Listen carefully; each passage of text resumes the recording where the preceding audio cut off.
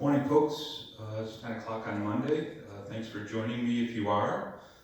For those of you who watch it later, thanks for doing that as well.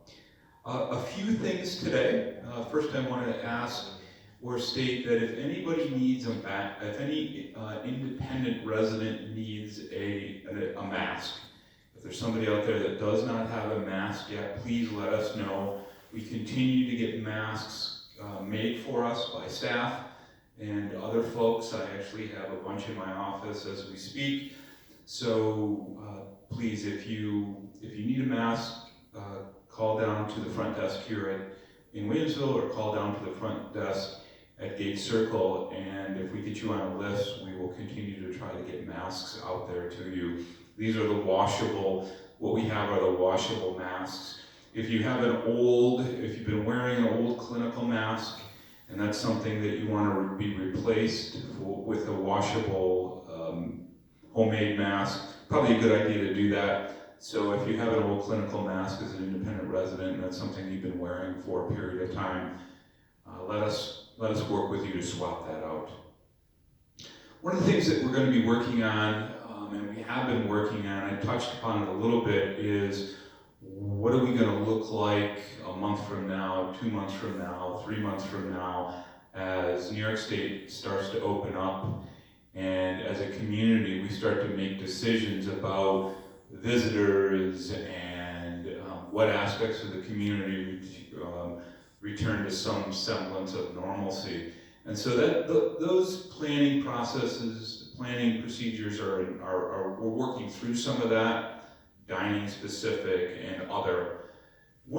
From a technology standpoint, one of the things we're looking at is really under the assumption that we're going to have to continue taking temperatures, and we're going to have to continue filling out forms, and we're going to continue having to track people in the building, staff.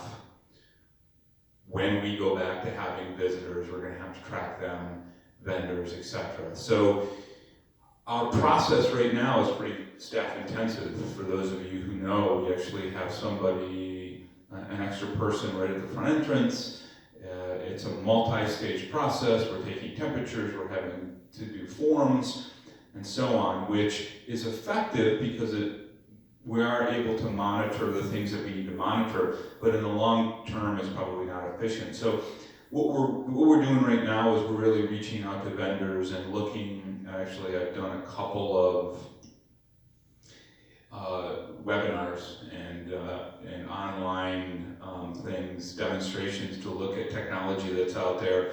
For instance, kiosk technology. So when somebody walks in the door, they go up to a screen. The screen might be a little bit bigger than your large iPhone, and that automatically takes the temperature, registers. If their temperature is high, as a staff member, their direct supervisor might get a email or a text saying that they need to follow through. Maybe that person is directed to leave at that point. It would be the same thing for visitors or anybody as they walk up to that. And then as part of that, there's a companion kiosk system that's out there where the questions that we're currently asking: do you have a temperature? Have you had a temperature? Have you been exposed to anybody with COVID? Have you traveled? The standard CDC questions that are out there that most organizations are asking, and we're actually filling out manually.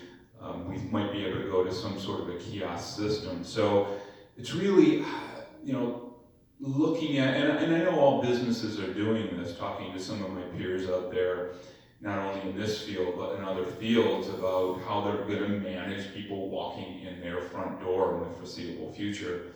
So I'm saying this because I want everybody to know, residents, staff members, visitors, anybody that's watching this, that organizations, certainly retirement communities and long-term care communities, are going to have to continue to evolve to this new level of normalcy, and bringing technology in to monitor the people in the building is going to be a big part of that. I don't know what that's going to look like. We're going to try to prepare for something within the next month to 2 months to add the level of technology to what we're doing now with temperature taking and with monitoring the folks that are in our building. And then it's going to just continue to evolve from there. There's a lot of different options out there.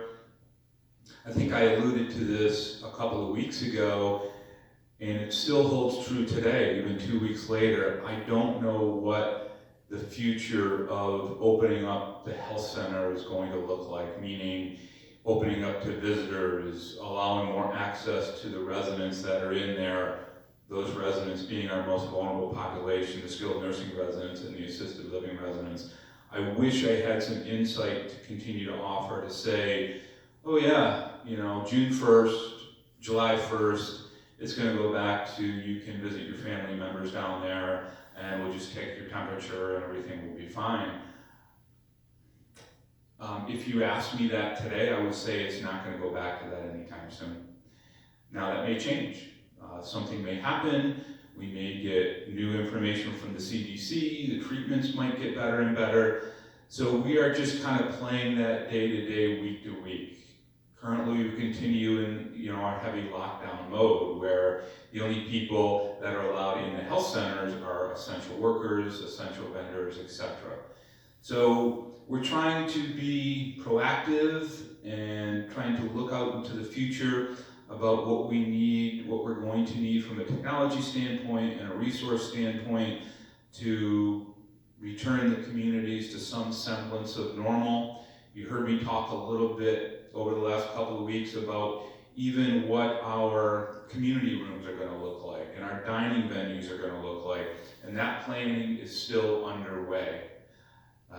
We're going to have to work with the residents closely on that as well, and we'll start talking about that going into the future, because again, if we only put 2 residents at a table, obviously the residents have to be understanding and respectful of that new reality. So it's going to take a while to change habits, and I ask you to just be patient as we continue to work through that, and understanding that this is all new to us, of course, and we're going to do as much pre-planning as possible and as much communication as possible, but at the same time trying to keep everybody safe. Question came up during the end of last week about expanding the dinner menu, dinner offerings. I know that right now we offer some higher end items during the week, lamb, steak, things such as that. We're actually going to be adding some additional higher end options to the dinner menu, shrimp cocktails, steak sandwiches, so look for those as they continue to evolve. We certainly are taking the residents' feedback as they ask us about dining and expanding dining options and adding more creativity.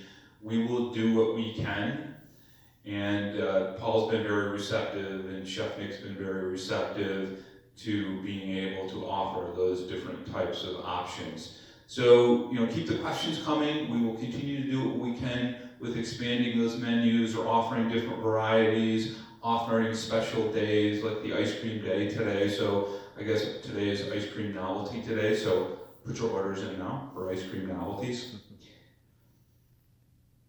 A couple other things.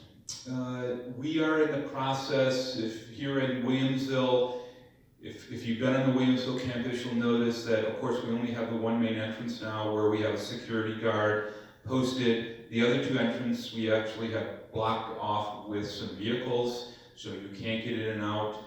We have worked with the town of Amherst eventually, and supposedly by the end of this week, that is our plan anyway, those vehicles will be removed. We will actually have security gates put up, and those security gates are being manufactured for us.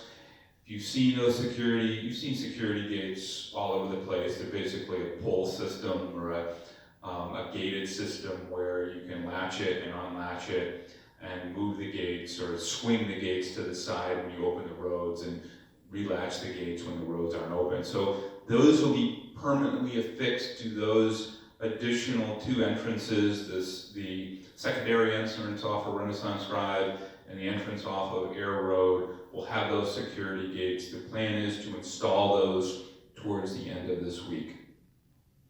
I can tell you that the construction project with the expansion of skilled nursing continues. I actually have a meeting at 11. Because we're an essential industry, we can continue with those type of construction projects. So certainly the expansion of our skilled nursing, and that's the addition of 2 beds, we believe continues to be essential, and that project is continuing. I want to finish today by offering a happy belated birthday to Lucky Davis.